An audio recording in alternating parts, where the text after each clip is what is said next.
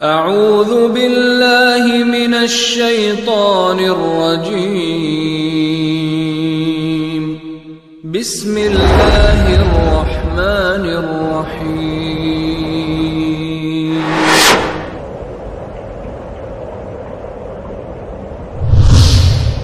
كنتم خير أمة أخرجت للناس تأمرون بالمعروف وتنهون عن المنكر وتؤمنون بالله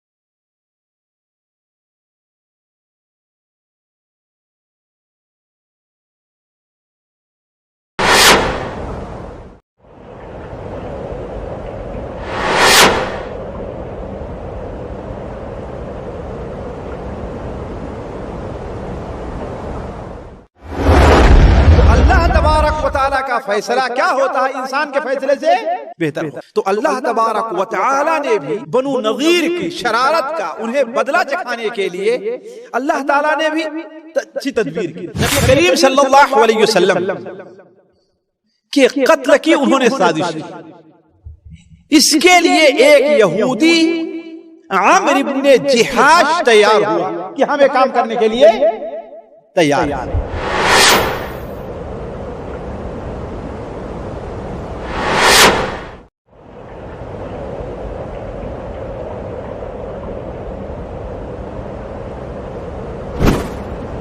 لہذا نبی کریم صلی اللہ علیہ وسلم کے سامنے اور کوئی چارہ نہیں تھا کہ آپ صلی اللہ علیہ وسلم ان سے نپٹے.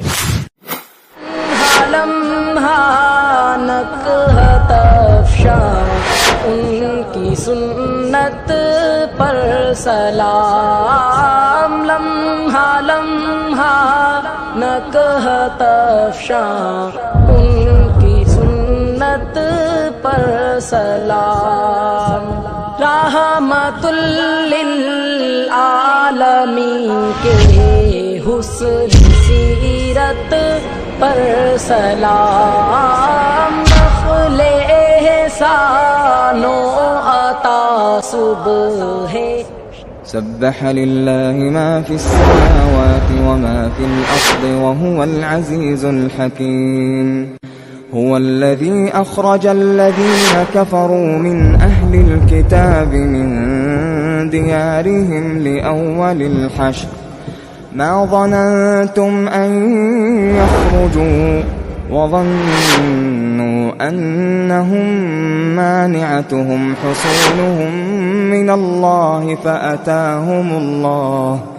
فأتاهم الله من حيث لم يحتسبوا وقذف في قلوبهم الرعب يخربون بيوتهم بأيديهم وأيدي المؤمنين فاعتبروا يا أولي الأبصار. ارض و سماوات میں تمام مخلوق اللہ کی تسبیح کر رہی ہے اور وہی غالب ہے، حکمت والا ہے.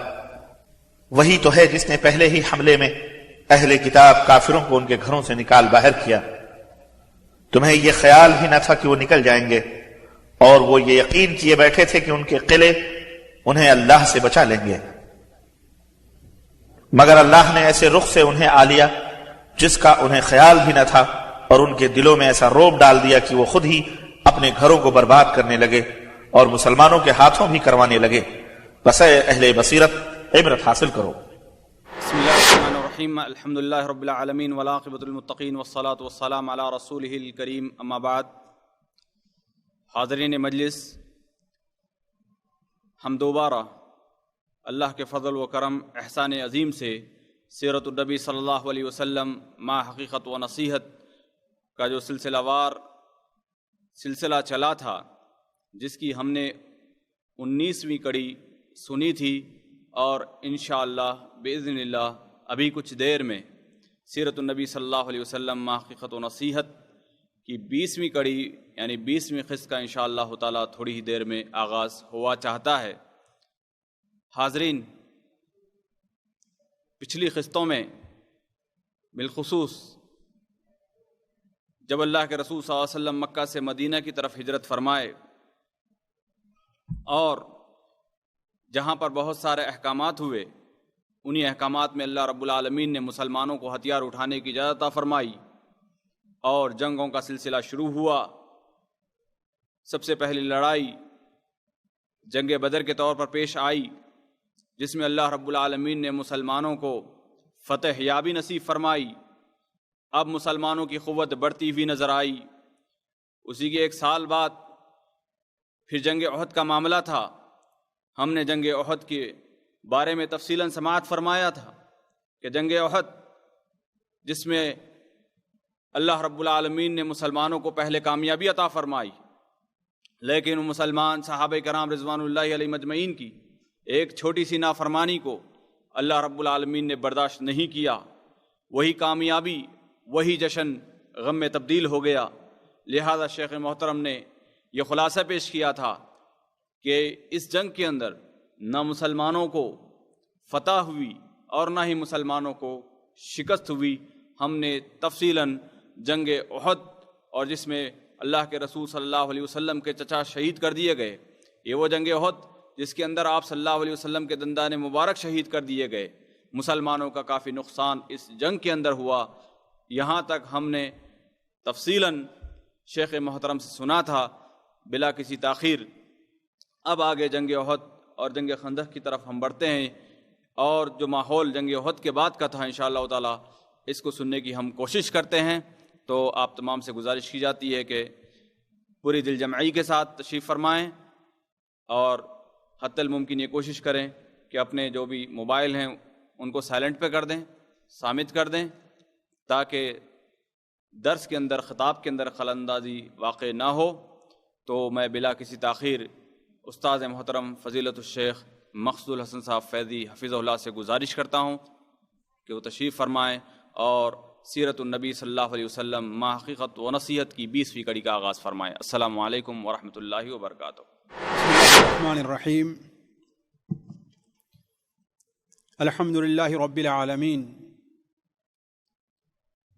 الرحمن الرحیم مالک یوم الدین، ونشهد ان لا الہ الا اللہ ونشهد ان سیدنا ومولانا محمدا عبده ورسوله ارسلہ الی الناس کافۃ بشیرا ونذیرا، اما بعد فإن خیر الحدیث کتاب اللہ وخیر الهدی هدی محمد صلی اللہ علیہ وسلم، وشر الامور محدثاتها وكل محدثة بدعة وكل بدعة ضلالة وكل ضلالة في النار۔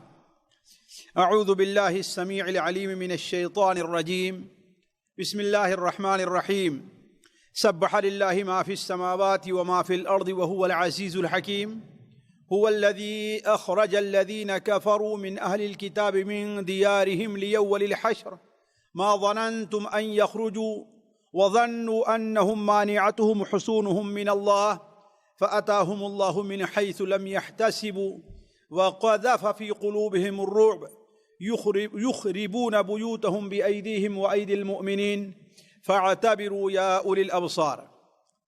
سبحانك لا علم لنا إلا ما علمتنا إنك أنت العليم الحكيم۔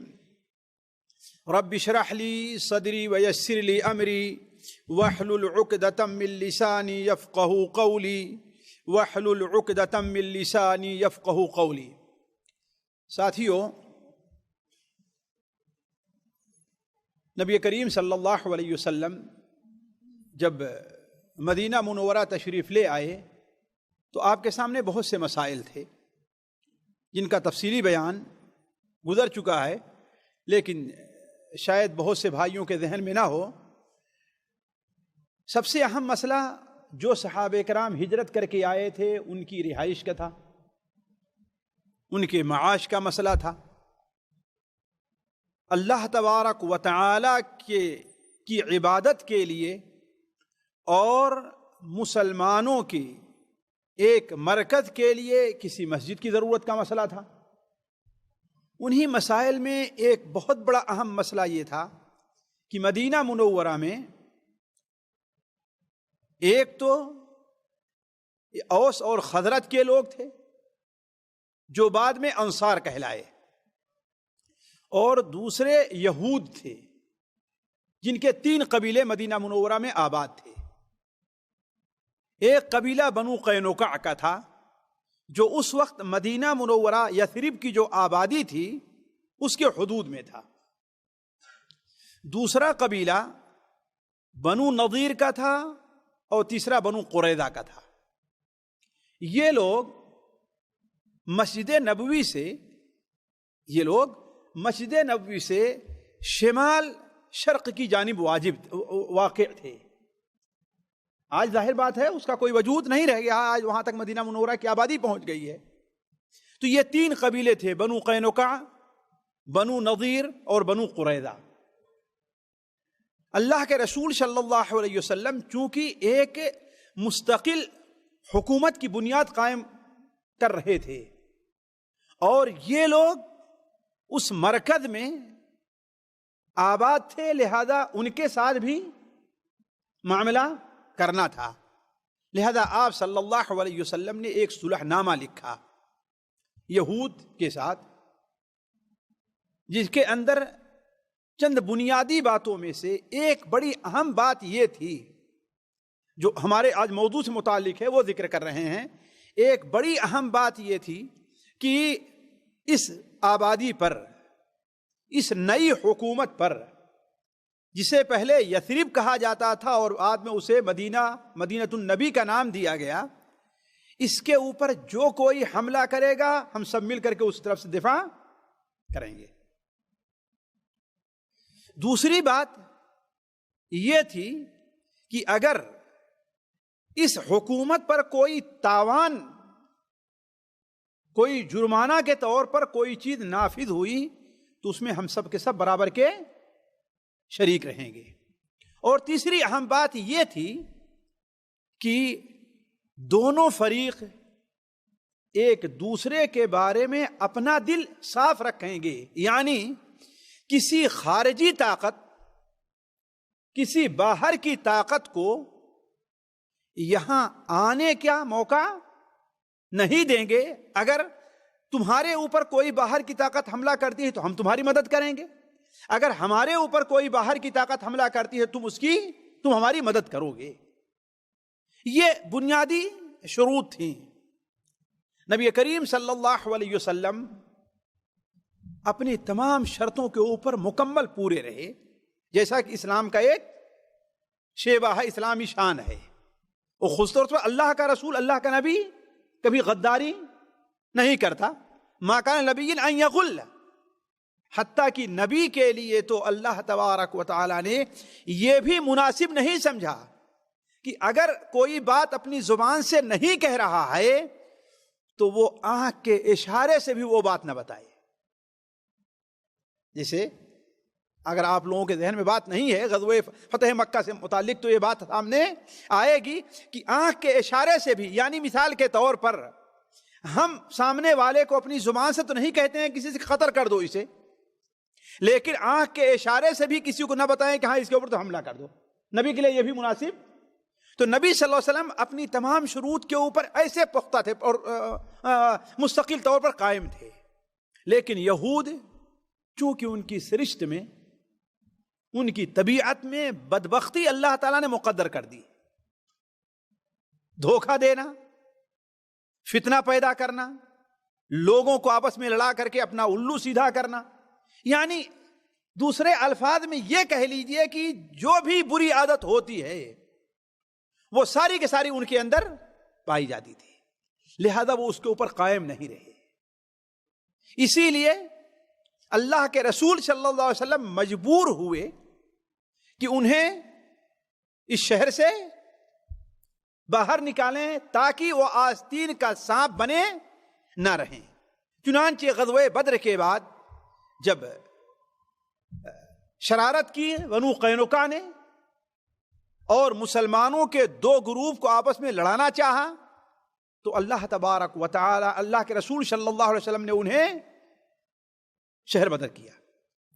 غزوہ احد کے بعد آپ جانتے ہیں کہ مسلمانوں کو غزوہ احد میں کس قدر بڑا نقصان اٹھانا پڑا تھا، اور میری سمجھ کے مطابق سب سے بڑا نقصان یہ تھا کہ مکہ کے جو مشرکین تھے وہ یہ سمجھ بیٹھے تھے کہ ہم نے اپنا آدمی جو ہمارے مارے گئے تھے غزوہ بدر میں، ہم نے ان کا بدلہ لے لیا ہے، اور جیسا کہ ابو سفیان نے وضاحت کے ساتھ کہہ بھی دیا۔ دوسرا بڑا نقصان یہ ہوا کہ جو بدوی قبائل تھے، یعنی مدینہ منورہ کے ارد گرد رہنے والے، ان کی دلیری اور بڑھ گئی، جس کا نتیجہ بیر معونہ کی شکل میں ظاہر ہوا کہ عامر ابن طفیل، اللہ کا دشمن، نبی کریم صلی اللہ علیہ وسلم خدمت میں آتا ہے اور کہتا ہے کہ ہمارے یہاں کے لوگ اسلام کی طرف راغب ہیں، لہذا آپ کچھ لوگوں کو بھیجیے کہ اس میں دین کی تبلیغ کریں۔ نبی کریم صلی اللہ علیہ وسلم اپنے 70 سے زائد صحابی جو نہایت ہی نیک تھے، نہایت ہی صلح پسند تھے، اور ان کی بڑی خوبی یہ تھی کہ انہیں صرف اپنی فکر نہیں رہتی بلکہ لوگوں کی فکر رہا کرتی تھی۔ وہ دن میں جنگلوں میں جا کر کے، وادیوں میں لکڑیاں کاٹ کر کے لاتے تھے، اور صرف اپنا ہی پیٹ نہیں پالتے تھے بلکہ بہت سے یتیم بچے اور بیوہ جو عورتیں تھیں ان کے لیے بھی اس کا انتظام کیا کرتے تھے۔ ایسے نیک اور صالح لوگوں کو دھوکے سے قتل کر دیا گیا، جس کی تفصیل پچھلے درسوں میں گزری ہے، بیر معونہ کی شکل میں جو ظاہر ہوا تھا۔ تو اس کا اتنا بڑا نقصان ہوا مسلمانوں کو۔ ایک تو غزوہ احد کے اندر اپنے 70 بہادروں کو قربان کر دینا پڑا تھا، اس کے بعد ابھی چند مہینے ہی گزرے تھے، بلکہ مہینے 1.5 مہینے، کہ مسلمانوں کو اتنا بڑا نقصان پھر اٹھانا پڑا۔ تو بدوی قبائل بھی دلیر ہو گئے تھے، اور یہود بڑے خوش تھے اس کے اوپر، اس پر وہ بڑے خوش تھے، اور بنو قینقاع کے جلا وطن ہونے کے بعد جو ان کے اندر تھوڑی سی پستی آ گئی تھی، کعب بن اشرف کے قتل کے بعد جو تھوڑا سا وہ مغلوب اور مرعوب ہو گئے تھے، وہ پھر دوبارہ سر اٹھانا شروع کر دیے۔ لہذا نبی کریم صلی اللہ علیہ وسلم کے سامنے اور کوئی چارہ نہیں تھا کہ آپ صلی اللہ علیہ وسلم ان سے نپٹیں، اور اللہ تبارک و تعالی کی بھی تقدیر اور ہے، تدبیر اور ہے، اللہ کی تدبیر اور ہے۔ اور ساتھیو، میں ہمیشہ یہ کہتا ہوں ہر مسلمان کو بطور مسلمان کے یہ چیز ذہن میں رکھنا چاہیے کہ ہمارے بارے میں اللہ کا جو بھی فیصلہ ہے وہ ہمارے فیصلے سے بہتر ہے۔ ہمارے بارے میں اللہ کا جو بھی فیصلہ ہے وہ ہمارے فیصلے سے بہتر ہے، اس کو ذہن میں رکھیں۔ مثال دوں، میں آپ کو مثال دوں، ابھی آگے آئے گا۔ حضرت عائشہ رضی اللہ تعالی عنہا، ان کے اوپر تہمت لگی، کس چیز کی؟ حاشا للہ، زنا کی تہمت لگی، ہے کہ نہیں؟ وہ کبھی چاہتی تھی کہ ہاں میرے اوپر ایسا الزام لگے۔ اللہ کے رسول کی بیوی، یعنی گویا کی پورے معاشرے میں سب سے اونچا مقام حاصل ہے کہ نہیں؟ اور اگر اتنی بڑی بدنامی ہو جائے یہ معمولی چیز ہے، لیکن اللہ تعالیٰ کا فیصلہ یہی تھا۔ اس کا فائدہ کیا ہوا ساتھیوں؟ اس کا فائدہ کیا ہوا ساتھیوں؟ اس کا فائدہ یہ ہوا کہ پوری دنیا کی دولت بھی خرچ کر کے اسے نہیں خریدا جا سکتا۔ پوری دنیا کی دولت اگر خرچ کر دے انسان، نہیں خرید سکتا ہے۔ وہ کیا ہوا؟ ان کی تعریف میں اللہ تبارک و تعالی نے قرآن مجید کی 16 آیتیں نازل فرمائی، اور جو قیامت تک پڑھی جاتی رہیں گی۔ ذرا سوچیں آپ، پیسے سے خرید جا سکتی ہے یہ چیز؟ کوئی خرید سکتا ہے؟ نہیں خرید سکتا۔ تو اللہ تبارک و تعالی کا فیصلہ کیا ہوتا ہے؟ انسان کے فیصلے سے بہتر ہوتا ہے۔ تو اللہ تبارک و تعالی نے بھی بنو نذیر کی شرارت کا انہیں بدلہ چکھانے کے لیے اللہ تعالیٰ نے بھی اچھی تدبیر کی. وہ کیا کہ نبی کریم صلی اللہ علیہ وسلم کے قتل کی انہوں نے سازش کی. آپ کو قتل کر دینا چاہا ہے. وہ کیسے؟ نبی کریم صلی اللہ علیہ وسلم ان کے یہاں جاتے ہیں اس لیے کہ پچھلے درس میں یہ بات گزری تھی کہ جو 70 ابھی جس کا ذکر آیا 70 صحابہ یا 72 صحابہ جو گئے ہوئے تھے ان میں سے صرف ایک صحابی زندہ بچے تھے، بس باقی کوئی زندہ نہیں بچا تھا. وہ کون؟ عمرو ابن امیہ ضمری رضی اللہ تعالی عنہ. وہ قصہ لمبا ہے، خلاصہ یہ کہ وہ آ رہے تھے وہاں سے بچ کر کے، تو راستے میں بنو کلاب کے 2 آدمی ایک درخت کے نیچے سوئے ہوئے ملے. یہ لوگ اصل میں جا رہے تھے مدینہ منورہ سے اور نبی کریم صلی اللہ علیہ وسلم سے عہد نامہ لیا تھا کہ ہم آپ کے خلاف نہیں رہیں گے، ہمارا آپ کا آپس میں معاہدہ ہے. اس کا معنی یہ ہوتا تھا کہ ہمیں قتل نہ کیا جائے، ہمیں چھیڑا نہ جائے، اگر ہمیں قتل کیا جائے تو آپ کو اس کا بدلہ دینا پڑے گا. لیکن عمرو ابن امیہ الضمری کو یہ خبر معلوم نہیں تھی. چنانچہ یہ دیکھے سمجھے کہ دشمن کے ہیں، اسی علاقے میں تھے، دشمن کے 2 آدمی ایک درخت کے نیچے سوئے ہوئے ہیں. وہ چپکے سے گئے، تلوار اٹھا لی اور دونوں کو قتل کر دیا. جب مدینہ منورہ آتے ہیں تو آپ نے کہا کہ یہ کیا کیا تم نے؟ ان کے ساتھ ہمارا عہد تھا، لیکن اب کیونکہ غلطی ہو گئی لہذا آپ صلی اللہ علیہ وسلم ان دونوں کا خون بہا ادا کرنے کے لیے تیار ہوئے. ظاہر بات جان تو واپس آ نہیں سکتی ہے، لہذا ان کا خون بہا. یہ خون کا جو بدلہ ہے 100 اونٹ یا جو ہے وہ دینے کے لیے آپ تیار ہو گئے. اب اس کے لیے آپ بنو نذیر کے پاس گئے. اس کے لیے کیا ہے؟ آپ بنو نذیر کے پاس گئے اور بنو نذیر سے کہا کہ ہمارا اور تمہارا یہ معاہدہ ہے نا، لہذا تم بھی اس میں اپنا جو حصہ بنتا وہ حصہ لو. انہوں نے کہا کہ ابو القاسم ہاں بالکل ٹھیک ہے، ہم اس کے لیے تیار ہیں. اچھا ہوا. آپ صلی اللہ علیہ وسلم کو انہوں نے ایک دیوار کے نیچے، دیوار کے بغل میں سائے میں بیٹھا دیا. اور آپس میں شیطان، دیکھیے جب کسی کی شامت آتی ہے تو اسے ایسے ہی شرارت اور بدماشی سوچتی ہے. ان میں کے ایک بدبخت نے کہا کہ یہ بڑا اچھا موقع ہے، ایسا کرو کہ کوئی آدمی چھت پر جائے اور چکی کا ایک پارٹ ان کے سر پر گرا دے، ختم ہو جائیں تاکہ ان سے ہمیں نجات مل جائے. نعوذ باللہ من ذالک. اس کے لیے ایک یہودی عامر ابن جہاش تیار ہوا کہ ہم یہ کام کرنے کے لیے تیار ہیں. حالانکہ سلام ابن مشکم نے انہیں منع کیا کہ ایسا نہ کرو، اللہ کے نبی ہیں، تمہاری اس چال کی اطلاع ان کو ہو جائے گی. لیکن مثل مشہور ہے کہ جب شیر کی، گیدڑ کی جب موت آتی ہے تو کہاں بھاگتا ہے؟ وہ شہر کی طرف بھاگتا ہے. جب اس کی موت کا وقت آتا ہے تو وہ شہر کی طرف بھاگتا ہے. تو ان کی شامت، لہذا وہ جیسے ہی اس کو لے کر کے چھت پر چڑھائے، ویسے ہی حضرت جبرائیل نے نبی کریم صلی اللہ علیہ وسلم سے کہا کہ یہاں چھوٹ جائیے، آپ یہاں سے آپ ہٹ جائیں. ایسا معاملہ. نبی کریم صلی اللہ علیہ وسلم کے ساتھ حضرت ابوبکر بھی تھے، حضرت عمر تھے، حضرت عثمان، بڑے بڑے صحابہ کرام تھے. آپ نے کسی سے کچھ نہیں کہا اور سیدھے نکل کر کے مدینہ منورہ کی طرف آ گئے. مدینہ منورہ، اور آپ نے یہاں سے اعلان کر دیا کہ بنو نذیر کی طرف چلو تم لوگ. حضرت ابو بکر و عمر رضی اللہ تعالیٰ عنہما نے دیکھا کہ آپ کے آنے میں دیری ہو رہی ہے تو پوچھا اللہ کے رسول صلی اللہ علیہ وسلم کدھر گئے؟ لوگ سمجھے کہ آپ قضائے حاجت کے لیے، استنجا وغیرہ کے لیے جا رہے ہیں.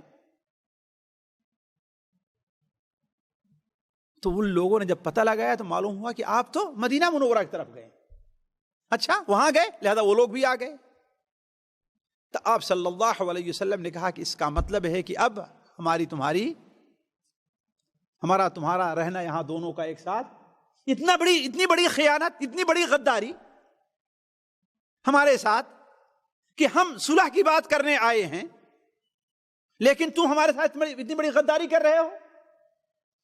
سنن ابو داؤد وغیرہ میں ایک حدیث اور ہے، یہ قصہ اور ہے، وہ اس طرح ہے کہ یہود کو آپ صلی اللہ علیہ وسلم نے جب سمجھانے کی کوشش کی بنو نذیر کو، یعنی پھر بھی آپ نے صبر کیا اور انہیں سمجھانے کی کوشش کی، تو انہوں نے کہا کہ ایسا کیجئے کہ 30 آدمی آپ کے اور 30 ہمارے آئیں، جو ہماری آبادی اور آپ کی آبادی کے درمیان میں بیٹھ کر کے بحث مباحثہ یعنی مناظرہ کر لیں، اگر آپ ان کو قائل کر دیں جو ہمارے عالم ہیں تو ہم، لیکن اس وقت ان کی بدمعاشی دیکھیے، انہوں نے کیا کام کیا کہ جب 30 اکٹھا ہو گئے تو لوگوں نے کہا کہ 30 کا ایک ساتھ بات کرنا سمجھنا مشکل ہوگا، لہذا 3 آپ کے اور 3 ہمارے، اور ان تینوں کو ان بدبختوں نے زہر پلایا ہوا خنجر دے دیا کہ اکیلے میں ہو تو ان کے اوپر حملہ کر دیا یا نبی سے فرصت مل جائے۔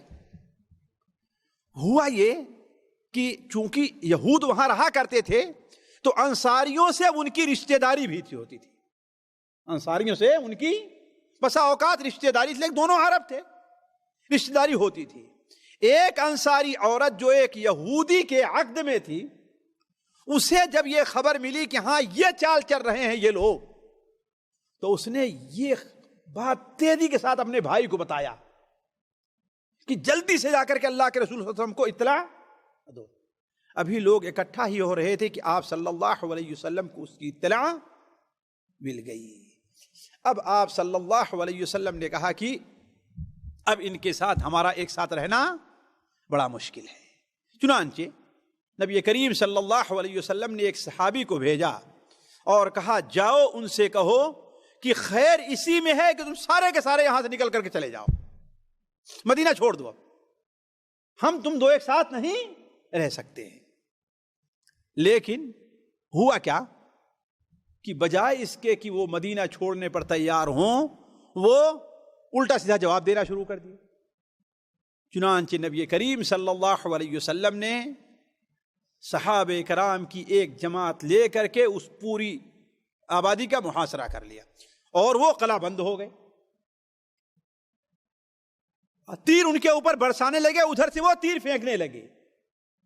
ہوا یہ کہ ان کے اور مسلمانوں کے درمیان میں کھجور کے کچھ باغات تھے، مسلمانوں کو پریشانی ہو رہی تھی تو اللہ تعالیٰ کے حکم سے مسلمانوں نے کھجور کے درخت کاٹ دیے اور جلا دیے۔ ساتھیو، میرے اس بیان کے بعد اگر آپ جو ہے سورہ الحشر کی تلاوت کریں اور اس کا ترجمہ پڑھیں تو سمجھنے میں آسانی ہوگی۔ ما قطعتم من لینۃ او ترکتموها قائمۃ فباذن اللہ، اس لیے جی او ترکتموها قائمۃ علی اصولها، اس لیے کہ بنو نذیر نے کہا کہ محمد اللہ ابو القاسم آپ تو یہ کہتے ہیں کہ ہاں دنیا میں فساد نہیں مچانا چاہیے، یہ ہماری کھیتی ہے، یہ ہمارے باغات ہیں، آپ اس کو جلا دے رہے ہیں، کاٹ دے رہے ہیں، کس کے کام آئے گی؟ تو اللہ تبارک و تعالیٰ نے اسی سے متعلق آیت نازل فرمائی کہ ما قطعتم من لینۃ او ترکتموها قائمۃ علی اصولها، آپ نے کوئی کھجور کا درخت نہیں کاٹا یا کہ اسے اپنی حالت پر نہیں رہنے دیا، مگر یہ سارا کس کے طرف سے ہے؟ اللہ تعالیٰ کے حکم سے ہے۔ ایک دن بھر یہ تیر اندازی ہوتی رہی لیکن کوئی فیصلہ نہیں ہوا۔ دوسرے دن نبی کریم صلی اللہ علیہ وسلم نے، چونکہ خطرہ تھا کہ یہودیوں کا ایک قبیلہ بنو قریظہ بھی تھے، لہذا دوسرے دن اللہ کے رسول صلی اللہ علیہ وسلم ان کی طرف گئے اور کہا کہ اے بنو قریظہ کے لوگ، تم اپنے عہد اور وعدے پر پورے ہو کہ نہیں پورے ہو، ثابت ہو اور قائم ہو کہ نہیں قائم ہو؟ انہوں نے کہا نہیں، ہم آپ کے ساتھ جو عہد کر چکے ہیں ہم اس کے اوپر قائم ہیں۔ اب آپ کو وہاں سے اطمینان ہوا تو آپ دوبارہ آ کر کے بنو نذیر کا محاصرہ کیا، اور یہ محاصرہ ساتھیوں 2 ہفتے تک قائم رہا ہے تقریباً۔ بعض مورخین نے 1 ہفتہ اور بعد نے 2 ہفتہ لکھا ہے۔ آخر میں ایک دن، بلکہ دوسرے یا تیسرے دن، ان لوگوں نے کہا کہ ہاں ٹھیک ہے، ہم آپ کے حکم پر ہتھیار ڈالنا چاہتے ہیں، لیکن مدینہ منورہ میں جو کافر اور منافق تھے بنو اوس اور خزرج کے، جس کا سردار کون تھا؟ عبداللہ ابن ابی، اس نے کہا کہ ہتھیار نہ ڈالنا، اگر لڑائی ہوئی تو ہم تمہارے ساتھ لڑیں گے، اگر نکالا گیا ہم تمہارے ساتھ نکلیں گے، کبھی بھی ہتھیار نہ ڈالنا۔ اسی کا ذکر اللہ تعالیٰ قرآن مجید سورہ حشر میں فرماتا ہے کہ الم تر الی الذین نافقوا یقولون لاخوانہم الذین کفروا من اہل الکتاب لئن اخرجتم لنخرجن معکم ولا نطیع فیکم ابدا وان قتلتم لننصرنکم واللہ یشہد انہم لکاذبون۔ کیا آپ نے ان منافقوں کو بھی دیکھا جو اپنے اہل کتاب کافروں سے کہتے ہیں کہ اگر تم نکلے تو ہم تمہارے ساتھ ہم بھی نکل جائیں گے، اگر تم سے لڑائی کی گئی تو ہم تمہارے ساتھ لڑائی کریں گے۔ اللہ تعالیٰ فرماتا ہے کہ منافق جھوٹے ہیں۔ اس وقت اسی موقع اسی سے متعلق یہ آیت نازل ہوئی ہے، تو اب ان کا زور اور بڑھ گیا کہ اب تو ہمارے ساتھ 300 400 500 آدمی ہمارا ساتھ دینے کے لیے تیار ہیں، لہذا وہ اڑ گئے اپنی بات پر۔ لیکن نبی کریم صلی اللہ علیہ وسلم نے اپنا محاصرہ جاری رکھا، ان کے اوپر تیر برساتے رہے۔ 15 دن کے بعد زیادہ سے زیادہ جو مدت آتی ہے وہ مجبور ہو گئے ہتھیار ڈالنے پر، اس لیے کہ ان کی مدد کرنے کے لیے کوئی نہیں آیا، نہ منافقین آئے اور نہ بنو غطفان کے لوگ آئے، کوئی ان کی مدد کرنے کے لیے آیا نہیں۔ آخر میں اللہ کے رسول صلی اللہ علیہ وسلم کے حکم پر جب وہ ہتھیار ڈالے تو آپ صلی اللہ علیہ وسلم کی رحمت دیکھیے ساتھیوں، اسی لیے کہا جاتا ہے کہ آپ رحمت للعالمین تھے۔ آپ دوستوں کے لیے بھی رحمت ہے اور اپنے دشمنوں کے لیے بھی رحمت ہے۔ ایسے موقع پر کوئی دنیاوی حاکم ہوتا، ذرا سوچیں وہ کیا کرتا، ایک ایک کی گردن مار دیتا، کسی کو باقی نہ رکھتا۔ ہے بات صحیح کہ نہیں صحیح ہے؟ لیکن نبی کریم صلی اللہ علیہ وسلم کی رحمت دیکھیے، کہا کہ ٹھیک ہے تم نکل جاؤ یہاں سے، لیکن ہتھیار نہیں لے جا سکتے، تم اپنا ہتھیار نہیں لے جا سکتے، ہتھیار کے علاوہ جو کچھ تم لے جا سکتے ہو لے کے جاؤ۔ کہا جاتا ہے کہ 700 اونٹ انہوں نے تیار کیا اور اپنے گھر کی جو چیز بھی ان سے لے جائی گئی لے جائے گئی، حتیٰ کہ یہ میخ اور کھوٹی کپڑا لٹکانے کے لیے جو گاڑی رہتی ہے نا، اس کو بھی اکھاڑ کر کے لے گئے۔ حتیٰ کہ آپ تعجب کریں گے، یہ دروازے کی جو چوکھٹ ہوتی ہے، جو چھجا ہوتا ہے دروازے کے سامنے لکڑی کا، اس کو بھی اکھاڑ کر کے لے کے چلے گئے۔ اور ان کی خباثت دیکھیے کہ جو کچھ نہیں لے جایا گیا اس کو برباد کر کے گئے۔ اسی لیے اللہ تعالیٰ فرماتا ہے یخربون بیوتہم بایدیہم وایدی المؤمنین فاعتبروا یا اولی الابصار، وہ اپنے گھروں کو اپنے ہاتھوں سے اور مسلمانوں کے ہاتھوں تباہ اور برباد کر رہے تھے۔ ساتھیوں، اس طریقے سے نبی کریم صلی اللہ علیہ وسلم نے بنو نذیر کا وہاں سے انخلا کر دیا۔ اب ایک بہت بڑا دشمن نبی کریم صلی اللہ علیہ وسلم کے سامنے جو تھا، آپ اس سے فارغ ہو گئے۔ اس کا فائدہ یہ ہوا کہ جو منافقین مدینہ منورہ میں آباد تھے، ان کے اوپر بھی مسلمانوں کا رعب قائم ہو گیا ہے۔ اب یہود سے فارغ ہونے کے بعد ان بدوی قبائل کا معاملہ تھا جو مدینہ منورہ کے ارد گرد میں پھیلے ہوئے تھے۔ آج ساتھیوں، جہاں پر شہر حناکیہ واقع ہے، آپ اس قسیم کے راستے سے جائیں تو مدینہ منورہ سے 100 کلومیٹر پہلے تقریباً، اس جگہ کو پہلے النخل کہا جاتا تھا۔ النخل ہے، یہاں پر بنو غطفان کے قبیلے کچھ آباد تھے، بنو محارب وغیرہ آباد تھے۔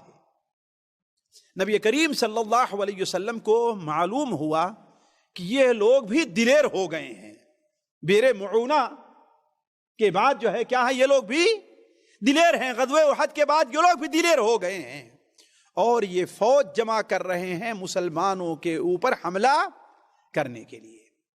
نبی کریم صلی اللہ علیہ وسلم نے اپنے 700 یا 400 ساتھیوں کو تیار کیا اور لے کر کے اچانک جس جگہ پر وہ پڑاؤ ڈالے ہوئے تھے حملہ کیا اور وہ لوگ بھاگ کھڑے ہوئے. اس میں مسلمانوں کے ہاتھ میں کوئی زیادہ مالی غنیمت نہیں آیا، لیکن فائدہ یہ ہوا ساتھیوں کہ ان بدوؤں کے اوپر یہ رعب قائم ہو گیا کہ یہ نہ سمجھو کہ مدینہ کی حکومت جو ہے وہ اتنی کمزور ہے، ابھی بھی اس کے اندر اتنی طاقت موجود ہے کہ تمہارے گھر پر آ کر کے تمہیں تمہاری بدمعاشی کا بدلہ دے سکتی ہے. لہذا شرافت اسی میں ہے، امن اسی میں ہے کہ اس کے وجود کو مستقل قبول کر لو. تم لوگ انہیں بھی ایک حکومت کے طریقے سے، ایک قوم طریقے سے مانو، ان کے اوپر حملہ کرنے کی کوشش نہ کرو. ساتھیوں، اس جنگ کو مؤرخین ذات الرقاع کہتے ہیں. ذات الرقاع، اس کی صحیح جو وجہ تسمیہ ہے، رقاع اصل میں رقعہ کی جمع ہے. رقعہ کے معنی ہوتا ہے پیوند. دیکھیے پیوند، یہ ایک چھوٹے پرانا کپڑے کا ٹکڑا جو ہوتا ہے وہ کہتے ہیں. آپ دیکھیں کہ مدینہ منورہ جانے لگیں تو اس طرف کی جو آبادی ہے یہاں پر نوکیلے پتھر بہت زیادہ ہیں. مسلمانوں کو جب اس علاقے میں چلنا پڑا ہے تو ان کے پیر زخمی ہو گئے، حتیٰ کہ جوتے پھٹ گئے جو ان کے پیر میں تھے. لہذا انہوں نے کیا کام کیا کہ کپڑے پھاڑ پھاڑ کر کے اپنے پیروں پر باندھنا.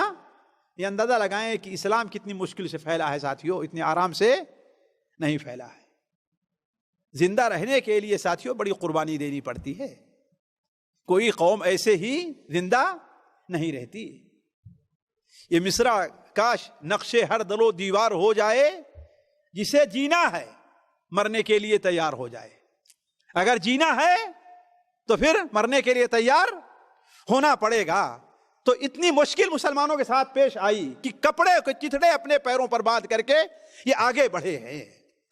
اس جنگ کے ساتھیوں آپ نے دیکھا ہے کوئی اس میں مارکا پیش نہیں آیا، لیکن تاریخ اسلام میں اس کی بڑی شہرت ہے. اس کی وجہ کیا ہے؟ اس لیے کہ اس جنگ سے واپسی پر چند ایسے واقعات پیش آئے ہیں جس نے اس جنگ کو بڑی شہرت دی ہے، اس غزوے کو بڑی شہرت دی ہے. پہلی چیز، صحیح بخاری اور صحیح مسلم حضرت جابر بن عبداللہ رضی اللہ عنہ کی روایت ہے کہ ہم لوگ اس جنگ سے واپس آ رہے تھے تو دوپہر کا وقت ہو گیا، جسے قیلولہ کرنے کا وقت کہتے ہیں، دوپہر سے تھوڑا سا پہلے کا وقت. تو ہم لوگ ایک وادی سے گزرے جہاں بڑے گھنے درخت تھے، بڑے گھنے درخت تھے. ہم لوگوں نے کیا کیا کہ جب ٹھہرنے کا وقت ہوا تو ایک اچھا جو سایہ دار درخت تھا اس کے نیچے نبی کریم صلی اللہ علیہ وسلم کو ہم لوگوں نے بٹھا دیا. آپ کے ساتھ لوگ کم رہتے، کیوں؟ اس لیے کہ آپ کو وحی آیا کرتی تھی اور معاملہ رہا کرتا تھا، اور دوسرے لوگ دوسرے درختوں کے نیچے پھیل گئے. حضرت جابر بن عبداللہ رضی اللہ عنہ فرماتے ہیں کہ ابھی ہم سوئے ہی تھے کہ نبی کریم صلی اللہ علیہ وسلم آواز دیتے ہیں کہ لوگو ادھر آؤ، لوگو ادھر آؤ، لوگو ادھر آؤ. کہا ہم جا کر کے دیکھتے ہیں تو نبی کریم صلی اللہ علیہ وسلم کے سامنے ایک بدو، ایک عرابی خوف کھائے ہوئے بیٹھا ہوا ہے، خوف کھائے ہوئے بیٹھا ہوا ہے، اور نبی کریم صلی اللہ علیہ وسلم سامنے تلوار رکھی ہوئی ہے. آپ نے کہا تمہیں معلوم ہے کہ یہ کیا ہے؟ ہوا کیا کہ وہ بدو ادھر سے گزرا. آپ لوگ یہ قصہ بڑا سنتے آئے ہوں گے. ادھر سے گزرا تو دیکھا کہ نبی کریم صلی اللہ علیہ وسلم آرام فرما رہے ہیں اور آپ کی تلوار لٹک رہی ہے.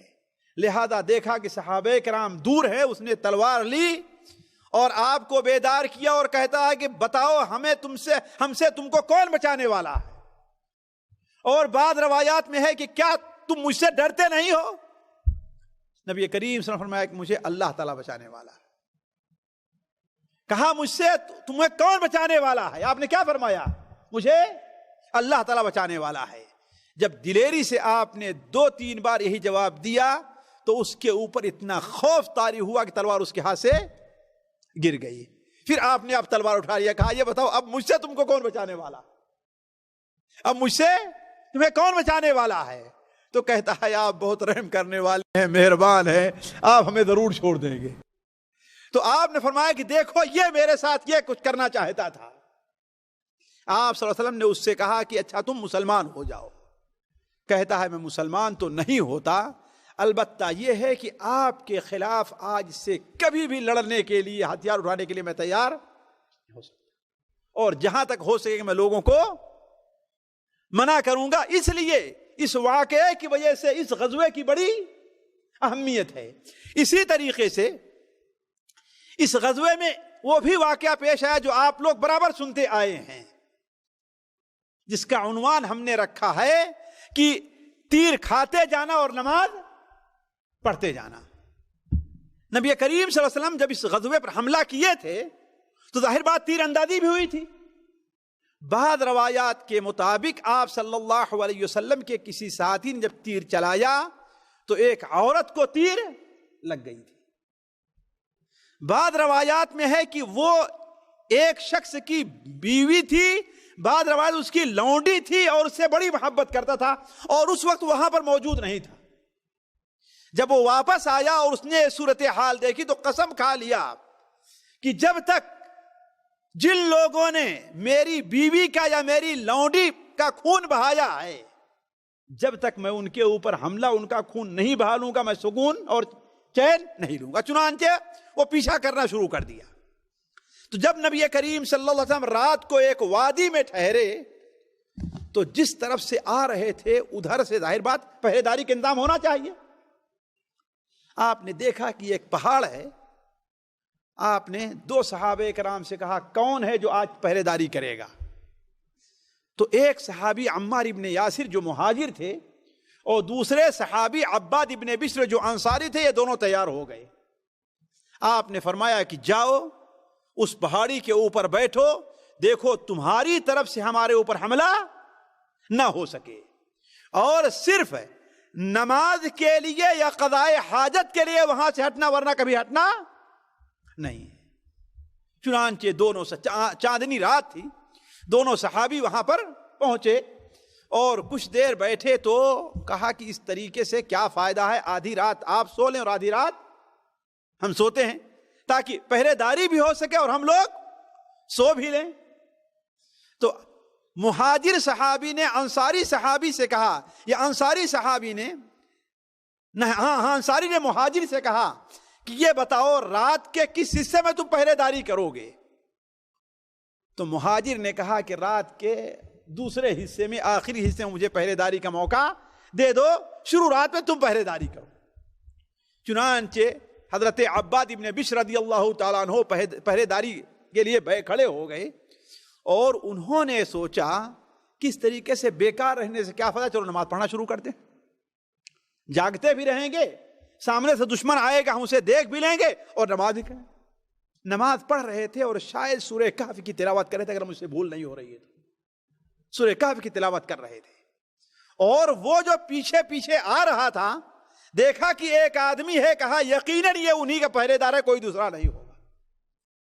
چنانچہ اس نے تیر ماری، تیر آ کر کے لگا، انہوں نے تیر نکالا اور بغل میں رکھ دیا، نماز پڑھتے رہ گئے۔ دوسری بار تیر مارا، تیر آ کر کے لگا، تیر کو نکالا، اور ساتھیوں یہ بخاری شریف کی روایت ہے، یہ دنیا کے معجزات عجائب میں سے ایک عجوبہ یہ بھی ہے۔ تیسری بار تیر لگا، وہ بھی تیر نکال کر کے رکھا اور نماز پڑھتے رہے، لیکن اب تیسری بار جلدی سے رکوع کیا، جلدی سے رکوع کیا، سجدہ کیا، نماز ختم کر کے اپنے ساتھی کو بیدار کیا۔ اب ساتھی دیکھتا ہے تو خون بہ رہا ہے، کہا یہ کیا ہوا؟ کہا کہ کسی دشمن نے ہمارے اوپر حملہ کیا۔ کہا مجھے پہلے کیوں نہیں بتائے؟ کہا کہ سچ بتاؤں، اگر مجھے اس بات کا ڈر نہ ہوتا کہ اللہ کے رسول نے مجھے پہرے داری کے لیے کہا ہے، نماز پڑھنے کے لیے نہیں کہا، اگر اس کا مجھے ڈر نہ ہوتا کہ میری جو ذمہ داری یعنی پہرے داری کے اندر کوئی کوتاہی ہوگی تو چاہے مجھے جتنی تیریں مارتا، لیکن جب تک اس صورت کو میں پوری نہ کر لیتا میں رکوع نہ کرتا۔ لیکن یہ ذمہ داری تھی مجھے کیا پہرے داری کرنا، اس لیے میں تم کو جگا رہا ہوں۔ اب یہ دوسرے صحابی جب اٹھتے ہیں تو اس نے دیکھا کہ یہ تو دو آدمی ہیں، کہا اس کا مطلب ہے کسی مدد کے لیے دوسرے لوگ آ گئے اور وہ بھاگ کھڑا ہوا۔ وہ اسی غزوے کے اندر یہ واقعہ پیش آیا ہے۔ تیسرا واقعہ جو بڑا دلچسپ ہے لیکن اس کو بڑے اختصار کے ساتھ، حضرت جابر ابن عبداللہ، یہ وہ صحابی ہیں جن کے والد عبداللہ ابن حرام تھے۔ عبداللہ ابن حرام رضی اللہ تعالیٰ عنہ یہ بڑے پائے کے صحابی تھے، نخبہ میں ان کا شمار تھا، جن کو اللہ کے نقیب بنایا تھا، اپنی قوم کا سردار بیعت عقبہ کے موقع پر ان میں سے تھے۔ اور حضرت جابر ابن عبداللہ ان کے اکیلے بیٹے تھے اور باقی ان کی بیٹیاں تھیں۔ غزوہ احد میں جب جانے لگے ہیں، جابر ابن عبداللہ کو کہا کہ تم غزوے پر نہ جاؤ، اس لیے کہ ہو سکتا ہے میں شہید ہو جاؤں، تم اپنی بہنوں اور اپنی پھوپھیوں کا خیال رکھنا، لہذا انہیں جانے نہیں دیا، اور یہ غزوہ احد میں شہید ہو گئے تھے۔ غزوہ احد میں شہید ہو گئے۔ ساتھیوں، ان کو اللہ تعالیٰ نے کیا مقام دیا تھا جانتے ہیں؟ شاید پچھلے مجلس میں ہم نے یہ بات ذکر کی ہو، نبی کریم صلی اللہ علیہ وسلم نے جابر بن عبداللہ سے کہا کہ اے جابر، اللہ تعالیٰ نے احد کے تمام شہداء سے پردے کی آڑ سے بات کی، لیکن تمہارے باپ سے آمنے سامنے ہو کر کے بات کی، اور جب ان کا جنازہ اٹھنے لگا ہے تو ظاہر بات ہے ان کی بہنیں، ان کی پھوپھیاں رونے لگی ہیں، آپ صلی اللہ علیہ وسلم نے کہا کہ تم رو یا نہ رو، اللہ کی قسم اللہ کے فرشتے برابر اپنے پر سے ان پر سایہ کیے ہوئے۔ یہ ہیں حضرت عبداللہ ان کے بیٹے جابر بن عبداللہ ہیں۔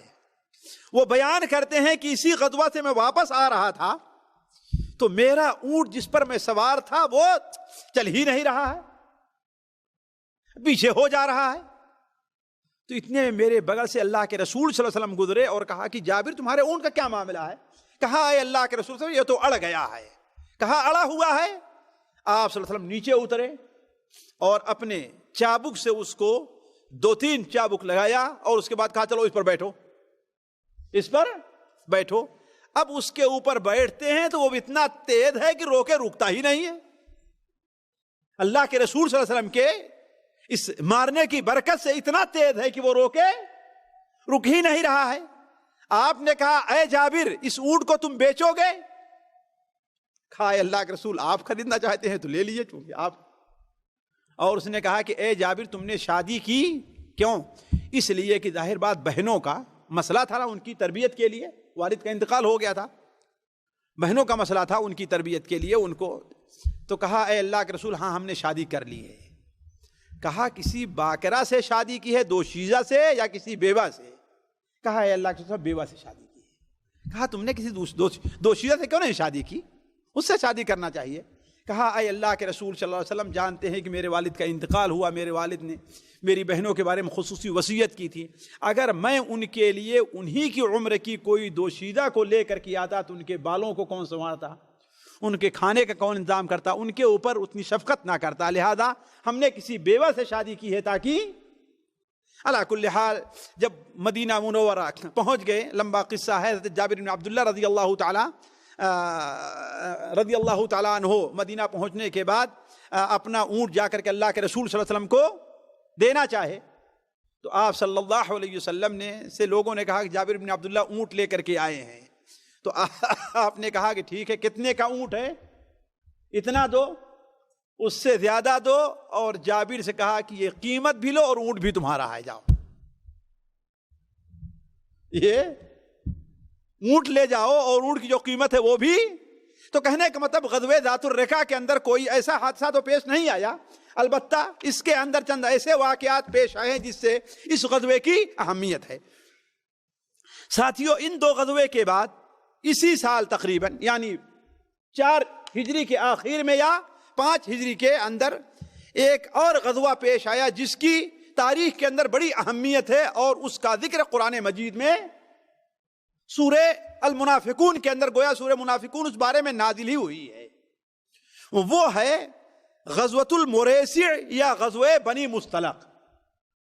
آج آپ لوگ مکہ مکرمہ سے مدینہ منورہ کی طرف چلیں تو آپ کو تقریباً آدھی مسافت آپ طے کر چکے ہیں، تو آپ کو بورڈ ملے گا وادی ستارہ کا، جو لوگ آج آ چکے ہیں ان کو اندازہ ہوگا، وادی ستارہ اسی کے قریب میں یا اسی وادی میں بنو مستلق کے لوگ آباد تھے، خزاعہ کے تھے. یہ لوگ قبیلے خزاعہ سے تعلق رکھتے تھے، اور قبیلے خزاعہ اور اوس اور خزرج کے لوگ تقریباً ایک تھے. اور ان کی اہمیت اس لیے تھی کہ انہی کے یہاں قدید ایک جگہ تھی، آج بھی نام سے مشہور ہے. وہاں پر عرب کا مشہور بت، آج کے لحاظ سے بڑی مشہور زیارت گاہ تھی. جیسے آج بڑی مشہور زیارت گاہیں ہمارے اور آپ کیا ہوا کرتی ہے نا، بڑی مشہور زیارت گاہ تھی. منات جو بت تھا وہیں پر رکھا ہوا تھا، منات جو بت تھا وہیں پر رکھا ہوا تھا. اس لیے ان کی بڑی اہمیت تھی، اور اسی وجہ سے مسلمانوں سے ان کی دشمنی تھی. اس قبیلے کا سردار حارث ابن ابی ضرار تھا. حارث ابن ضرار یہ غزوہ احد میں مسلمانوں کے خلاف قریش کے ساتھ مل کر کے آیا تھا، اور جب غزوہ احد میں مسلمانوں کو اس قدر نقصان اٹھانا پڑا تو اس نے بھی سوچا کہ اس طاقت کو ایک بار اور نقصان پہنچانا چاہیے. لہذا آپ صلی اللہ علیہ وسلم کو معلوم ہوا کہ یہ آپ کے خلاف فوجیں جمع کر رہا ہے.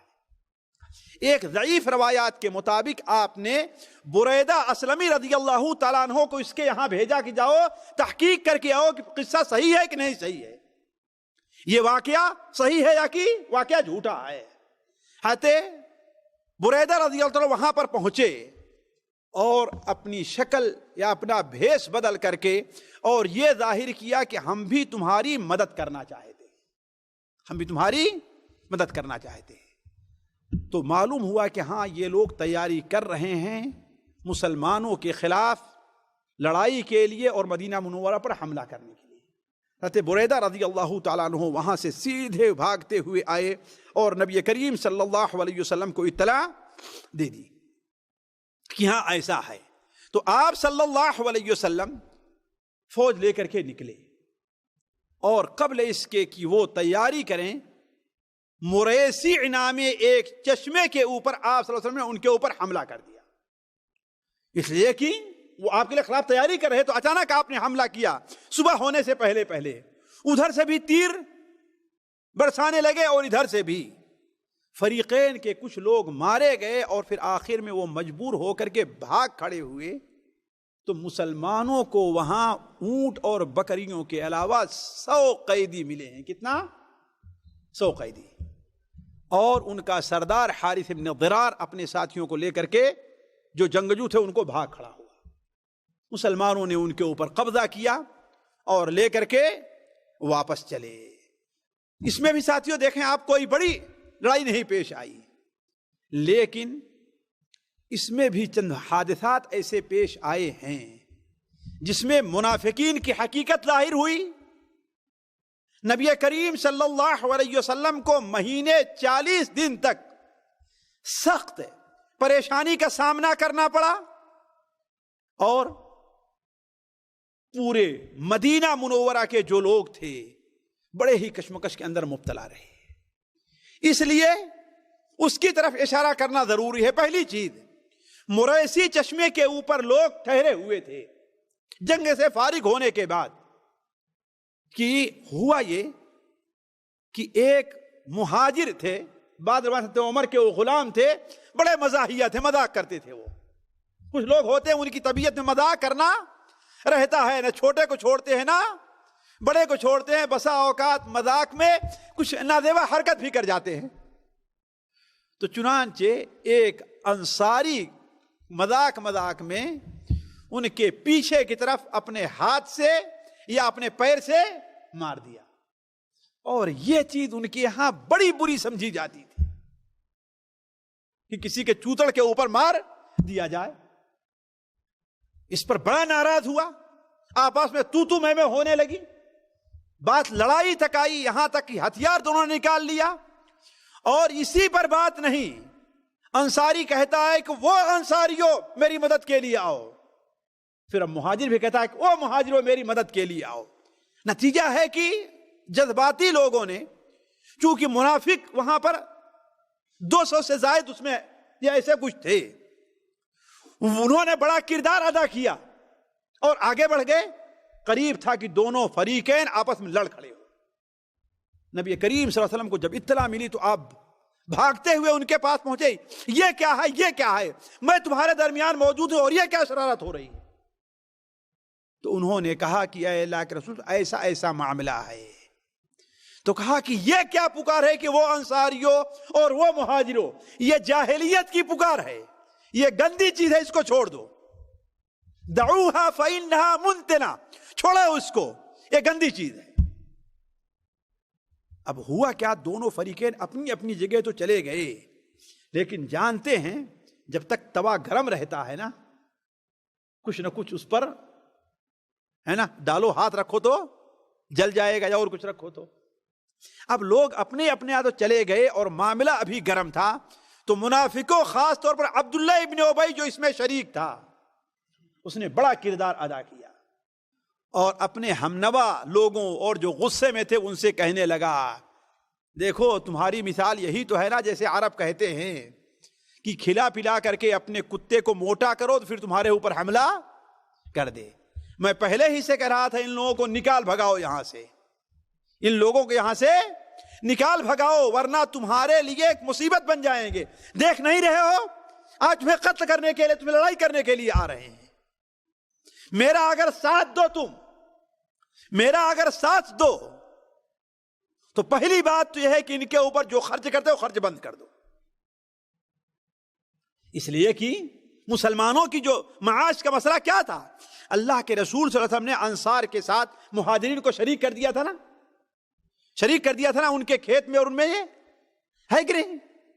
تو کہا پہلی چیز تو یہ ہے کہ ان کا خرچ بند کر دو، یعنی معاشی بائی کاٹ ان کا کرو، اور دوسرا یہ ہے کہ چلو ہم چلتے ہیں نا، تو یہ جو ذلیل لوگ آ کر کے یہاں پناہ لیے ہوئے ہیں ان کو بھگا دیتے ہیں یہاں سے۔ حضرت زید ابن ارقم رضی اللہ تعالیٰ عنہ یہ بات سن رہے تھے، ان کو یہ بات بڑی بری لگی، اور یہ بات انہوں نے اپنے چچا سعد ابن عبادہ رضی اللہ عنہ سے کہہ دی۔ سعد ابن عبادہ نے کہا کہ ایسا کہا ہے اس نے؟ سعد ابن عبیدہ بھاگتے ہوئے اور اللہ کے رسول صلی اللہ علیہ وسلم سے یہ بات بیان کر دی۔ آپ نے کہا کہ اچھا ایسے کہا ہے؟ بلایا زید ابن ارقم کو، ہاں اللہ کے رسول نے ایسے کہا ہے۔ جب عبداللہ ابن ابی کو بلایا گیا تو وہ کہتا ہے کہ نہیں یہ جھوٹ کہہ رہا ہے، قسم کھانے لگا، قسمیں اٹھانے لگا کہ یہ جھوٹ کہہ رہا ہے۔ اور جانتے ہیں اس قسم کے لوگ اتنے زبان دراز ہوتے ہیں، زبان کے تیز ہوتے ہیں اتنے کہ وہ کسی جھوٹ کو سچ بنا کر کے، اور سچ کو جھوٹ بنا کر کے پیش کر دیتے ہیں۔ ساتھیوں یہیں سے میں کہتا ہوں کہ اللہ کے رسول صلی اللہ علیہ وسلم ایک بشر اور رسول تھے، عالم الغیب آپ نہیں تھے۔ یہ ہمارے یہاں بہت بڑی غلطی اور لوگوں کو دھوکہ دیا گیا ہے کہ اللہ کے رسول صلی اللہ علیہ وسلم عالم الغیب تھے، آپ کو ہر چھوٹی بڑی چیز کا علم تھا۔ یہ قرآن اور حدیث کے سراسر خلاف ہے۔ آپ صلی اللہ علیہ وسلم، یہ بخاری شریف کی روایت ہے، میں اپنی بات نہیں کر رہا ہوں، آپ صلی اللہ علیہ وسلم نے حضرت زید ابن ارقم کو جھٹلا دیا کہ تم غلط کہہ رہے ہو۔ حضرت زید ابن ارقم کہتے ہیں کہ مجھے اس قدر شرمندگی ہوئی، اور جو میں واپس گیا تو ہمارے لوگوں نے کہا کہ دیکھو نا بلا وجہ تم بدنام ہوئے کہ نہیں بدنام ہوئے۔ کہا کہ مجھے بڑا غم لاحق ہوا، لیکن پھر اسی رات اللہ کے رسول صلی اللہ علیہ وسلم پر سورہ المنافقون نازل ہوتی، سورہ المنافقون نازل ہوئی، تو آپ صلی اللہ علیہ وسلم نے مجھے بلایا اور کہا اے زید اللہ تعالیٰ نے تمہارے کان کی تصدیق کر دی ہے، یعنی تم نے جو بات سنی ہے اللہ نے اس کو صحیح قرار دیا ہے کہ یقولون لئن رجعنا الى المدینۃ لیخرجن الاعز منها الاذل، یہ لوگ کہتے ہیں کہ اگر ہم مدینہ منورہ واپس گئے تو ہم میں سے جو عزیز لوگ ہیں وہ ذلیل لوگوں کو باہر کر دیں گے، ہے کہ نہیں؟ تو یہ واقعہ پیش آیا، تو اللہ کے رسول صاحب جب دیکھا کہ معاملہ گرم ہے تو آپ نے فوراً کہا کہ یہاں سے چلے چلو، آرام نہیں کرنا ہے۔ آپ پورا دن چلتے رہے، پوری رات چلتے رہے، پھر پورا دن چلے، یہاں تک کہ دوسرے دن جا کر کے کہیں آپ نے پڑاؤ ڈالا۔ تو اللہ کے رسول صلی اللہ علیہ وسلم نے اپنی حکمت عملی سے یہ بہت بڑا فتنہ جو کھڑا ہو رہا تھا آپ نے اسے دبا دیا. بلکہ حضرت عمر نے اس موقع پہ کہا تھا اے اللہ کے رسول اگر اجازت دیں تو اس منافق کی گردن میں مار دوں. آپ نے کہا کہ نہیں, لوگ کہیں گے کہ محمد تو اپنے ساتھیوں کو قتل کرتے ہیں. اللہم صلی علی محمد. دوسرا واقعہ ساتھیوں جو پیش آیا ہے وہ یہ ہے کہ اللہ کے رسول اسی طرح بالکل مدینہ منورہ کے قریب پہنچے, اور آج جہاں پر بیدا میدان ہے, بیدا میدان آپ اگر عمرہ کرنے جا رہے ہوں مدینہ منورہ کی طرف سے, اور یہ جو ہے مسجد میقات وہ چونکہ نیچے ہے نا, اس سے اوپر چڑھیں تو آپ کو سامنے پہاڑ رہے گا, اور پہاڑ کے دامن میں بہت بڑا ایک کشادہ میدان ہے. اسی کو بیدائے مدینہ کہا جاتا ہے, بیدا. تو آپ صلی اللہ علیہ وسلم وہاں آ کر کے ٹھہر گئے, اور رات کے آخری وقت میں آپ صلی اللہ علیہ وسلم نے کوچ کا اعلان کیا. اس جنگ میں آپ کے ساتھ عائشہ رضی اللہ تعالی عنہا بھی تھی. حضرت عائشہ رضی اللہ تعالی عنہا نے جب دیکھا کہ لوگ چلنے کی تیاری کر رہے ہیں تو انہوں نے سوچا کہ میں ذرا ضرورت سے فارغ ہو لوں, اور ضرورت سے فارغ ہونے کے لیے باہر دور جانا پڑتا. دور گئیں, چاندنی رات تھی. ہوا یہ کہ ہاتھ ہار میں لگا اور ہار وہیں پر ٹوٹ گیا, ان کو احساس نہیں ہوا. واپس آئی کہ تیاری کرے تو ہاتھ گلے پر جاتا ہے تو ہار موجود نہیں ہے, اور یہ ہار تھا حضرت عائشہ رضی اللہ تعالیٰ نے مگنی لیا تھا پہننے کے لیے, چونکہ جا رہی سفر میں جا رہی تھی نا, لہذا اسے مگنی کے طور پر مانگا تھا. حضرت اسما کا شاید وہ ہار تھا. تو اب دوبارہ واپس گئے اسے تلاش کرنے کے لیے. اتنے میں جو لوگ وہ آپ کا پردے کا حکم چونکہ نازل ہو چکا تھا نا, آپ صلی اللہ علیہ وسلم کی حضرت عائشہ کے جو کجوا اٹھا کر کے سواری پر رکھتے تھے وہ سمجھے کہ اس میں موجود ہے, اٹھا کر کے اونٹ پر رکھ دیا اور چلتے بنے. حضرت عائشہ فرماتی کہ میں بھی ویسے بھی چھوٹی دبلی, کتنی رہیں گے 12-13 سال کی 14 سال کی رہی ہوگی, اور ہلکا بدن محسوس نہیں ہوا. جب ہار کو تلاش کرتے ہوئے وہ ہار مل گیا, اور آتی ہیں دیکھتی ہیں کہ یہاں پر تو اب کوئی موجود نہیں ہے, سارے لوگ جا چکے. لیکن انہوں نے سوچا کہ ابھی نہیں تو تھوڑی دیر میں تو لوگوں کو معلوم ہوگا کہ میں اس میں نہیں ہوں. اللہ کے رسول سے اگر پوچھیں گے تو, لہذا وہیں پر اپنا بیٹھ گئیں. بیٹھے بیٹھے جب طبیعت تھک گئی تو اپنے چادر کو لیا اور وہیں پر لیٹ گئیں اور سو گئیں, یہاں تک کہ روشنی ہو گئی. اللہ کے رسول صلی اللہ علیہ وسلم جنگوں میں ایسا کیا کرتے تھے, ایسے سفر میں 1-2 آدمی کو اپنے پیچھے چھوڑ دیتے تھے, تاکہ رات میں جب کوئی قافلہ وہاں سے اٹھے تو کوئی چیز بھی وہاں پر گری پڑی رہ سکتی ہے, تو اسے اٹھانے کے لیے کسی کو آپ چھوڑ دیا کرتے تھے.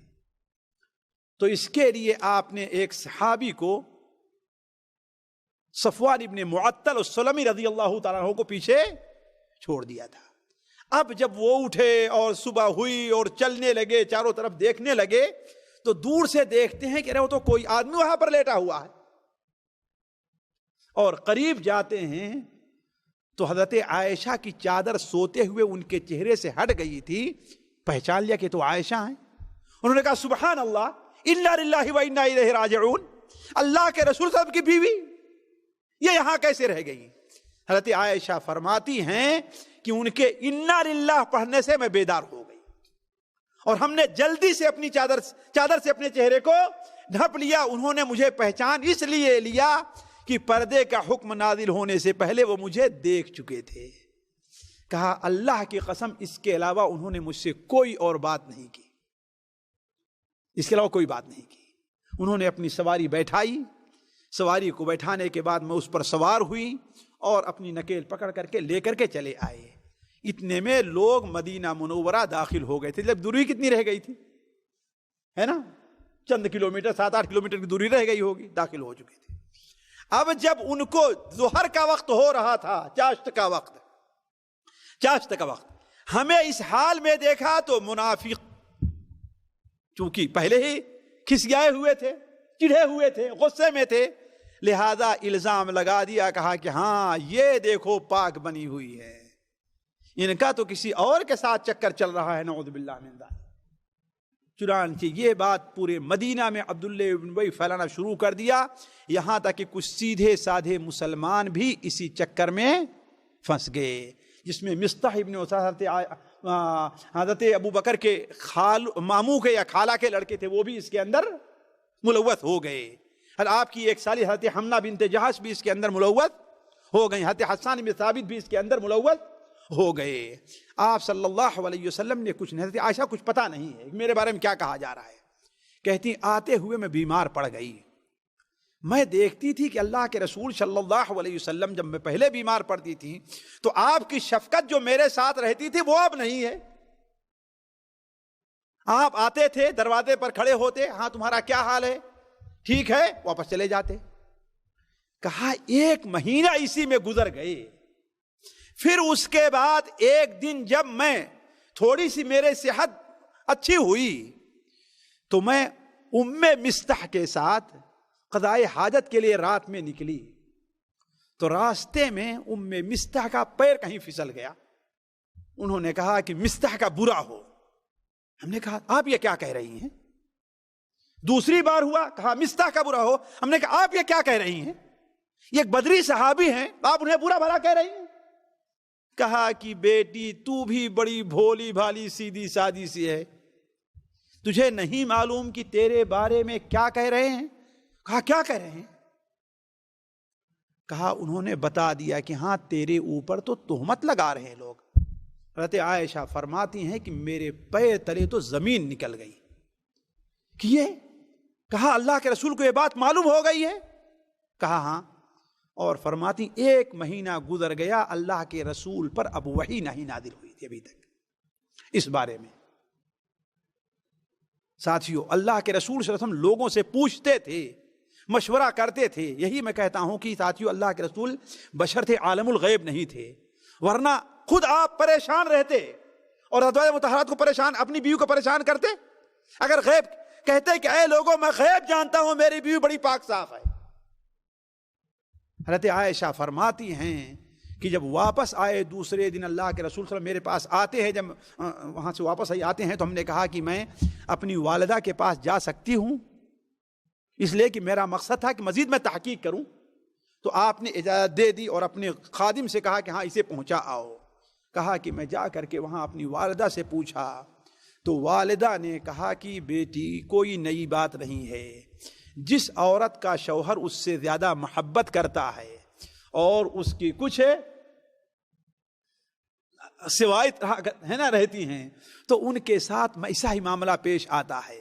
ہم نے کہا کیا یہ بات اللہ کے رسول صلی اللہ علیہ وسلم کو معلوم ہو گئی ہے؟ کہاں صرف آپ ہی کو نہیں بلکہ عام طور پر مسلمانوں کو یہ بات معلوم ہے۔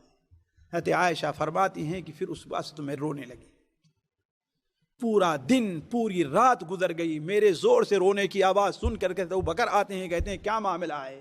تو میری بیوی میری والدہ کہتی ہیں کہ ہاں اس چیز سے متعلق ابھی ان کو اطلاع ہوئی ہے۔ علا کل حال حضرت عائشہ پر یہ تہمت لگی۔ اس طریقے سے 40 دن یا 45 دن کے بعد ساتھیوں اللہ کے رسول صلی اللہ علیہ وسلم پر وحی نازل ہوئی کہ حضرت عائشہ کیا ہیں؟ پاک صاف۔ اور سورہ النور کے دوسرے رکوع 16 آیتیں حضرت عائشہ کے بارے میں نازل ہوئی ہیں۔ پھر اللہ کے رسول صلی اللہ علیہ وسلم جن لوگوں نے تہمت لگائی تھی انہیں ان کے اوپر 80 کوڑے برسائے۔ خیر یہ قصہ بڑا لمبا ہے، یہ ایک مستقل درس چاہتا ہے عفق کا واقعہ کہ اس سے ہمیں کیا کیا فائدے حاصل ہوتے ہیں۔ تو کہنے کا مطلب یہ ہے کہ چونکہ یہ معاملہ تھا اس لیے اس غزوے کو ہی بڑی اہمیت ہے، اور اس غزوے کے اندر ایک واقعہ اور پیش آیا جس سے خوش ہونے کی بات ہے۔ ہوا یہ کہ اللہ کے رسول صلی اللہ علیہ وسلم نے بنو مستلق کے جو لوگوں کو قیدی بنایا تھا تو اس میں حارث ابن غرار جو ان کا سردار تھا اس کی بیٹی حضرت جویریہ بھی تھی، حضرت جویریہ بھی قید میں تھی۔ اور جب یہ تقسیم کی گئی تو یہ اللہ کے رسول صلی اللہ علیہ وسلم کا جو خطیب تھے ثابت ابن قیش ابن شماس کے حصے میں آتی ہیں۔ تو ظاہر بات ہے بڑے باپ کی بیٹی ہیں، ثابت سے کہا رضی اللہ تعالی عنہ سے کہ آپ مجھے کیا کریں گے؟ آپ جانتے ہیں کہ میرا آپ کے ساتھ گزارا نہیں ہوگا، میں اپنے قوم کے سردار کی بیٹی ہوں، آپ ایسا کیجئے کہ مجھ سے پیسہ لیجئے اور مجھے چھوڑ دیجئے۔ انہوں نے کہا کہ ٹھیک ہے، کوئی بات نہیں، میں پیسہ لے کر تمہیں چھوڑ دیتا ہوں۔ اب ان کے سامنے کیا صورتحال تھی؟ اللہ کے رسول صلی اللہ علیہ وسلم کے بارے میں سنا تھا کہ آپ اتنے رحم کرنے والے ہیں، اتنی مدد کرنے والے ہیں، کوئی سامنے نہیں ہے، اس لیے کہ باپ تو بھاگ گیا ہے نا، کوئی سامنے نہیں ہے تو آپ کے پاس آتی ہیں۔ حضرت عائشہ فرماتی ہیں کہ جب دروازے پر انہیں ہم نے دیکھا ہے، ہم نے کہا کہ معاملہ خطرناک ہے۔ کہا اس لیے کہ یہ اتنی خوبصورت تھیں، اتنی خوبصورت تھیں کہ جو مرد بھی دیکھے وہ للچا جائے۔ کہا کہیں ایسا نہ ہو کہ اللہ کے رسول صلی اللہ علیہ وسلم دیکھیں اور ان سے شادی کر لیں۔ کہا کہ میں چاہتی تھی کہ یہاں سے چلی جائے وہ، لیکن وہ پوچھتی ہے کہ اللہ کے رسول صلی اللہ علیہ وسلم کہاں ہیں؟ چنانچہ آپ صلی اللہ علیہ وسلم آتے ہیں تو انہوں نے کہا کہ اے اللہ کے رسول، میں بنو مصطلق کے سردار حارث کی بیٹی ہوں، ہمارے اوپر کیا مصیبت آئی ہے آپ جانتے ہیں، ہمیں ثابت کے حصے میں رکھا گیا تھا، ثابت سے ہم نے بات کر لی ہے کہ ہمیں پیسہ دے کر کے آپ سے، جس کو کتابہ کہتے ہیں، مکاتبہ کہتے ہیں، میں آزاد ہو جاؤں، تو آپ میری مدد کیجیے تاکہ میں اپنے گھر چلی جاؤں۔ ساتھیو جلدی فیصلہ نہ کریں گے، پوری بات ختم ہوتے ہوئے آپ صلی اللہ علیہ وسلم نے کہا کہ اس سے بہتر چیز میں تمہیں نہ بتلاؤں؟ کہا کہ وہ کیا چیز ہے؟ کہا کہ میں تم سے شادی کر لوں اور تمہارا بدلے مکاتبت ادا کر دوں۔ وہ راضی ہو گئیں، وہ راضی ہو گئیں۔ آپ صلی اللہ علیہ وسلم نے ان سے شادی کر لی۔ لوگ کیا کہیں گے کہ ارے آپ عورتوں کو پسند کر دیجیے، لیکن ذرا حکمت دیکھیں، آپ حکمت دیکھیں۔ حضرت عائشہ فرماتی ہیں کہ اپنی قوم کے لیے اتنی بابرکت عورت ہم نے نہیں دیکھی، اپنی قوم کے لیے اتنی بابرکت عورت ہم نے نہیں دیکھی ہے۔ ہوا کیا؟ کہا جب مسلمانوں نے دیکھا کہ اللہ کے رسول صلی اللہ علیہ وسلم نے ان سے شادی کر لی ہے تو لوگوں نے کہا کہ یہ لوگ تو اللہ کے رسول کے سسرال والے ہیں صلی اللہ علیہ وسلم، لہذا جتنے قیدی تھے لوگوں نے تمام قیدیوں کو آزاد کر دیا۔ کہا 100 خاندان والے آزاد کیے گئے ہیں۔ ساتھیوں کتنا؟ تو آپ کا مقصد یہ تھا، آپ کو بیوی کی خواہش نہیں تھی۔ لوگوں سے کہتے تو اتنا جلدی آزاد کرنے کے لیے لوگ، لیکن بغیر کہے ہوئے آپ نے کیا کیا؟ آپ نے آزاد کیا۔ تو اس لیے حضرت عائشہ فرماتی ہے کہ اپنی خاندان کے لیے اتنی بابرکت عورت ہم نے نہیں دیکھا ہے۔ تو یہ واقعہ پیش آیا، ان کے والد بعد میں آتے ہیں، مسلمان ہوئے، ان کا اسلام بڑا اچھا ہوا، اور اپنی بیٹی سے کہا بھی کہ آپ چلنے کے لیے تیار ہو؟ تو انہوں نے کہا کہ نہیں، میں اللہ کے رسول صلی اللہ علیہ وسلم کو ساتھ چھوڑ کر کے نہیں جا سکتی۔ ساتھیوں آگے کا جو مرحلہ ہے وہ غزوہ خندق کا ہے، جو آپ کے سامنے اگلی مجلس میں رکھا جائے گا۔ یہیں پر ہم اپنی اس بات کو ختم کرتے ہیں۔ اللہ تعالیٰ سے دعا ہے کہ اللہ تعالیٰ ہمیں اور آپ کو نبی کریم صلی اللہ علیہ وسلم کی سیرت کو سننے، اس کو سمجھنے، اس کے مطابق عمل کرنے کی توفیق عطا فرمائے۔ سبحانک اللہم و بحمدک، اشہد ان لا الہ الا انت، استغفرک و اتوب الیک۔